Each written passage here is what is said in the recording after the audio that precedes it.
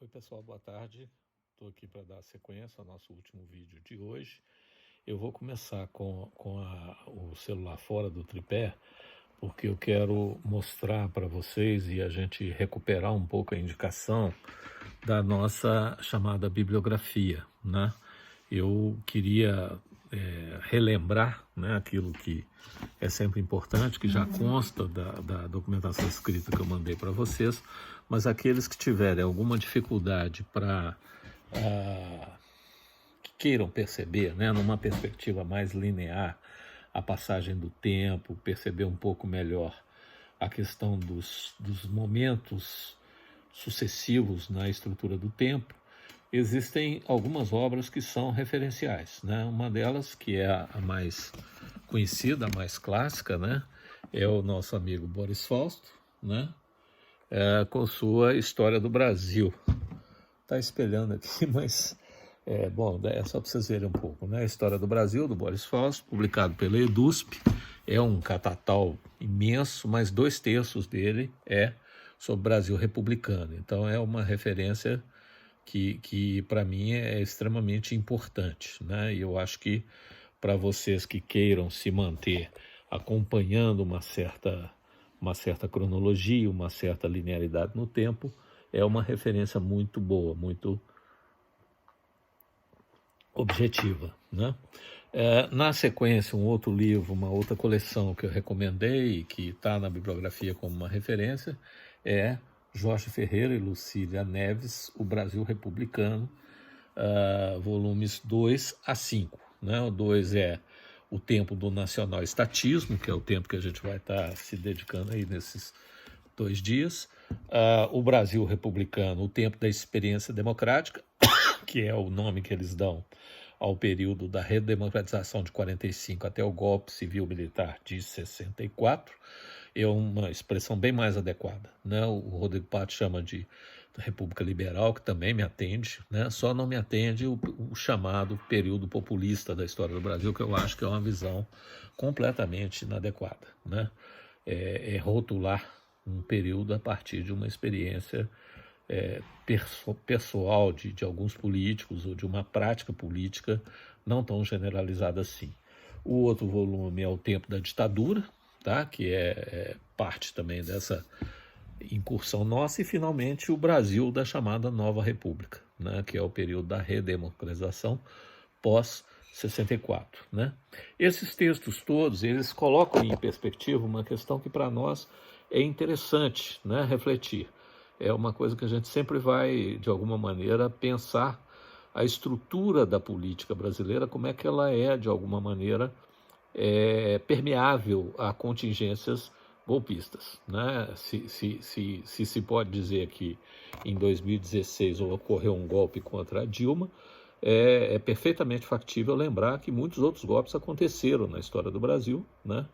Inclusive o de 92 contra o Collor, que do ponto de vista da forma e conteúdo foi um processo bem mais célere, bem menos substantivo e, do ponto de vista da forma, absolutamente idêntico ao da Dilma, né? Então, eu sempre faço esse comentário porque eu acho que se for adotar a terminologia golpe para 2016, tem que se adotar para 1992 também.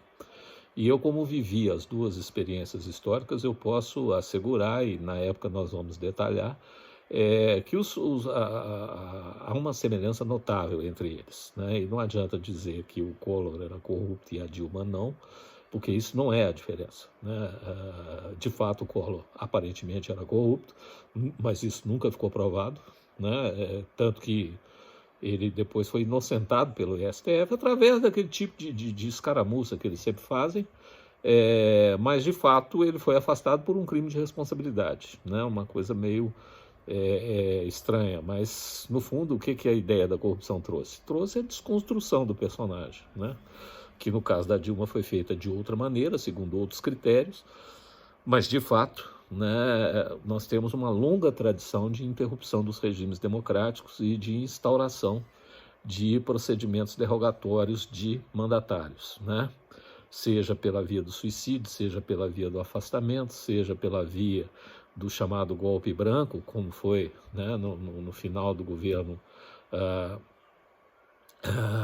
Café Filho, né?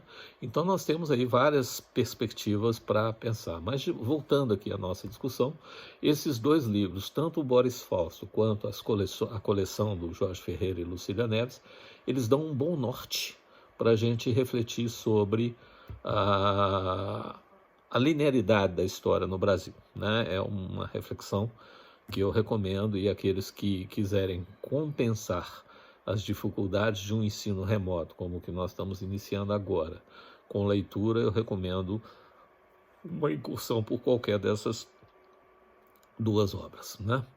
Eu queria agora comentar com vocês, nesse último bloco do dia de hoje, que vai ser um pouquinho mais longo, talvez ele tenha aí uns 12 ou 13 minutos, a questão do corporativismo, né?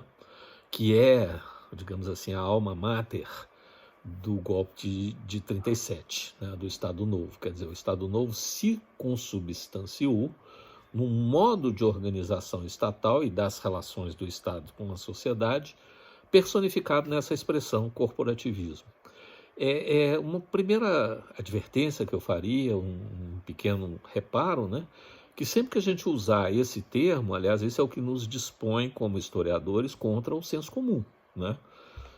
Acho que é desnecessário relembrar aquela máxima que outro dia, com muita felicidade, eu ouvi o Leandro Carnal falando na CNN, naquele programinha deles, né? A Gabriela Prioli ficou maravilhada, né? E é uma coisa que, modéstia à parte, vocês que são meus alunos e os que já foram devem ter até cansado de me ouvir repetindo essa ladainha, mas eu e o Karnal concordamos em absoluto que o grande desafio da contemporaneidade é o excesso de informação. O historiador hoje não pode se queixar de falta de informação. Ele tem 300 mil tipos de mídias, ele tem bibliotecas virtuais, ele tem acesso a PDFs, O historiador hoje não pode se queixar de falta de informação. Mas informação não é conhecimento. Conhecimento é quando você tensiona criticamente a informação e extrai dela algo sábio, né? Porque informação por informação, se precisar, deixa ela lá mesmo, na internet, no Google, quando você precisar acessar, quando foi que caiu o presidente Vargas, aí você vai lá, tem uma narrativazinha, 24 de agosto, etc. Agora, explicar as razões profundas, explicar o modo como aquele suicídio se insere na estrutura do tempo, o modo como se chegou a ele, o que se sucedeu a ele, é fundamental para o historiador. E como é que o historiador diferencia? Se diferencia do Google? Pelo viés analítico, pela crítica da informação, dispersando e desprezando a informação inútil, né? Eu acho que já comentei com vocês há uns tempos atrás, eu posso citar isso porque essa pessoa nem está por aí mais. Eu dava minhas aulas e tinha uma aluna que meio que, né, aquele tipo que fica ali policiando, né? Acho que ela cismou que eu era mais de direita do que ela gostaria, ela ficava fiscalizando minha aula. Tudo que eu falava, ela ia lá para o Google e, de alguma maneira, pesquisava, né? Uma vez eu falei do JK, do Juscelino Kubitschek, e ela falou, peguei o cara. E fez uma intervenção falando assim, olha, o JK não é aquele que fez o golpe de 64? Eu falei, não exatamente, o JK, pelo contrário, acho que ele foi golpeado. Ele era possivelmente um fortíssimo candidato à sucessão do João Goulart, e com uma eleição bastante possível, né? E ele foi golpeado, o principal golpeado, talvez, pelo golpe. Mas ele era um militar. Eu falei, não, de maneira alguma. Tá aqui uma imagem. Aí pegou a imagem do Google, tá aqui uma imagem dele com uniforme de militar. Eu falei, não, tá tudo errado. Ele era um capitão médico da Força Pública de Minas Gerais, inclusive foi por pouco tempo, né? Logo que ele curou uma certa doença suspeita do Benedito Valadares, ele conseguiu entrar no seio da política, e desde então ele nunca mais aviou uma receita, nunca mais fez uma receita para ninguém, né? Ele entrou na política, virou prefeito, interventor em Belo Horizonte, depois daí ele seguiu uma carreira política e definitivamente não era médico, não era um militar, né? No início da carreira ele era um capitão médico, mas eu sempre uso esse exemplo para lembrar que um militar sem comando não é nada, né? Não faz sentido, né? Foi basicamente, por exemplo, um gesto de sabedoria, de bom aconselhamento que a Dilma recebeu, quando o Mourão, o atual general Mourão, que é vice-presidente da República, era da ativa, ele era comandante de um comando militar na Amazônia, e andou cometendo várias indisciplinas, e o conselho que o pessoal falou, se você reformar ele na marra, e você vai gerar um herói, né, para esse povo. Então faz o seguinte, bota ele para cuidar do almoxerifado. Aí botaram ele numa função administrativa, burocrática, sem homens, sem comando, e obviamente ele passou para a reserva espontaneamente, então logo ele pôde, né. Então esse era certamente o caso do JK, né. E o caso do JK é interessante porque ele ilustra como você entender um personagem histórico a partir de uma imagem, em alguns casos é bastante relevante, né? Tem uma imagem do Jânio Quadros que é deliciosa, que explica exatamente o que ele era, né? Mas nem sempre isso é possível, porque às vezes a imagem é uma captura na estrutura do tempo, né? É uma fotografia, um fotograma, ao passo que a história é um filme, né? É uma sucessão de vários fotogramas que vão, de alguma maneira, se colocando, né? Então, feito esse alerta, né, sobre a relação entre informação e conhecimento, né, eu vou agora mergulhar um pouquinho no Estado Novo e no corporativismo, e acho que essa digressão teórica acabou roubando uma parte do tempo. Então eu vou parar por aqui, porque o meu propósito é ter sempre vídeos de 10 a 12 minutos, e vou fazer mais um. Então, para hoje, nós ficaremos com um vídeo introdutório e 3 vídeos temáticos, tá? Então, eu vou dar uma paradinha, daqui a um pouquinho eu retorno.